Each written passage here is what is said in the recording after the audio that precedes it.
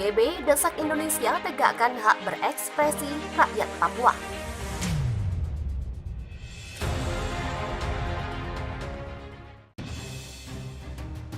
Komisi Tinggi Hak Asasi Manusia (OHCHR) Perserikatan Bangsa-Bangsa atau PBB menyatakan terganggu dengan meningkatnya kekerasan beberapa minggu belakangan ini di Papua dan Papua Barat.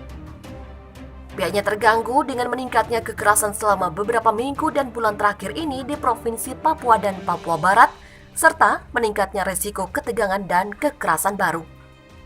Demikian kata Rafina Syamdasani, juru bicara kantor Dewan HAM PBB dalam pernyataannya yang disampaikan. Dalam satu insiden pada 22 November lalu, misalnya, seorang remaja berusia 17 tahun ditembak mati dan seorang remaja berusia 17 tahun lainnya terluka dalam baku tembak oleh polisi. Mayat ditemukan di Gunung Limbaga, distrik Gome di Papua Barat.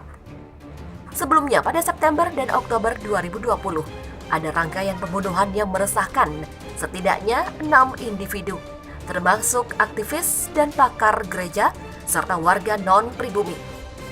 Sedikitnya 2 anggota pasukan keamanan juga tewas dalam bentrokan itu. Menurut Rafina, investigasi yang dilakukan Komisi Nasional Hak Asasi Manusia atau Komnas HAM menemukan seorang pekerja gereja atas nama Pendeta Yeremia Zanambani dari Gereja Injil Protestan. Mungkin telah dibunuh oleh anggota pasukan keamanan dan bahwa pembunuhannya hanyalah salah satu dari serangkaian kekerasan yang terjadi di seluruh daerah itu sepanjang tahun ini. Pihaknya juga telah menerima banyak laporan tentang penangkapan setidaknya 84 orang, termasuk Wenceslaus Fatuban, seorang pembela hak asasi manusia terkenal dan penasehat hak asasi manusia untuk Majelis Rakyat Papua atau MRP, serta 7 anggota staf MRP ditangkap dan ditahan pada 17 November oleh pihak keamanan di Kabupaten Merauke, Papua. Penangkapan mereka terjadi menjelang konsultasi publik yang diselenggarakan oleh MRP tentang implementasi Undang-Undang Otonomi Khusus di Provinsi Papua dan Papua Barat. Fatuban dan yang lainnya dibebaskan pada 18 November. Pakar hak asasi manusia PBB juga telah berulang kali menyatakan keprihatinan yang serius mengenai intimidasi, pelecehan, pengawasan, dan kriminalisasi terhadap pembela hak asasi manusia untuk menjalankan kebebasan fundamental mereka. Kekerasan dan penangkapan baru-baru ini adalah bagian dari tren yang diamati sejak Desember 2018 lalu, menyusul terbunuhnya 19 orang yang bekerja di Jalan Trans Papua di Kabupaten Duga oleh oknum bersenjata Papua. Ada peningkatan lebih lanjut pada Agustus 2019 ketika protes anti-rasisme dan kekerasan yang meluas meletus di Papua dan di tempat lain setelah penahanan dan perlakuan diskriminatif terhadap mahasiswa Papua di Jawa.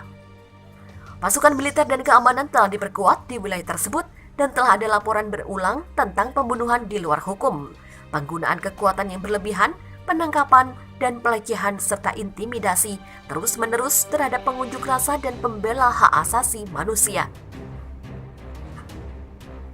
Pihaknya prihatin dengan laporan bahwa aparat bersenjata dan milisi nasionalis terlibat aktif dalam kekerasan. Pihaknya mendesak pemerintah Indonesia untuk menegakkan hak masyarakat atas kebebasan berekspresi, berkumpul secara damai, dan berserikat sejalan dengan kewajiban internasionalnya, terutama menjelang 1 Desember ketika sering terjadi protes, ketegangan, dan penangkapan.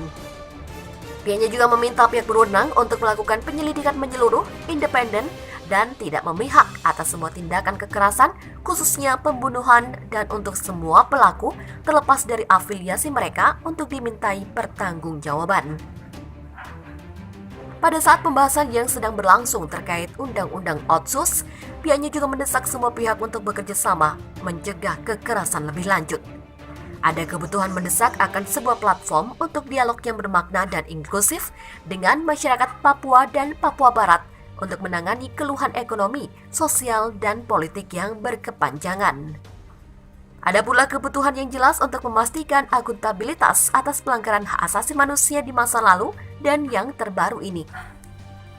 Sementara itu, para pemimpin kemerdekaan Papua Barat telah mendeklarasikan kemerdekaannya dari Indonesia pada 1 Desember 2020. Kemerdekaan tersebut dideklarasikan oleh Gerakan Persatuan Kemerdekaan Papua Barat atau ULMWP di tengah meningkatnya dugaan kekerasan yang terjadi di Papua Barat baru-baru ini dengan membentuk pemerintahan sementara yang baru. Provinsi Papua dan Papua Barat merupakan bagian barat Pulau Papua yang berbatasan langsung dengan negara Papua Nugini di sebelah timur. Dalam deklarasi kemerdekaan tersebut, wilayah yang didiami oleh lebih dari 250 suku itu mengibarkan bendera bintang kejora yang sekarang dilarang dikibarkan oleh pemerintah Indonesia ketika dinyatakan merdeka dari pemerintahan kolonial Belanda pada tahun 1961. Sejak Indonesia menguasai Papua sejak tahun 1969, telah banyak terjadi ketegangan di antara penduduk asli dengan konflik tingkat rendah dan gerakan kemerdekaan yang membara selama beberapa dekade. Tetapi kerusuhan berbulan-bulan dan kekerasan yang meningkat di Papua telah memperkuat tuntutan baru untuk kemerdekaan, mendorong ULMWP untuk mengumumkan pemerintahan sementara pada hari itu. ULMWP sendiri telah mengangkat Benny Wenda yang merupakan tokoh kemerdekaan Papua yang berada di pengasingan di Inggris sebagai Presiden sementara Papua. Benny Wenda mengatakan dengan berdirinya pemerintah sementara tersebut mengatakan bahwa provinsi paling timur itu tidak akan tunduk kepada pemerintah Indonesia. Dia juga meminta pemerintah Australia untuk mendukung upaya mereka menggapai kemerdekaan dari Indonesia.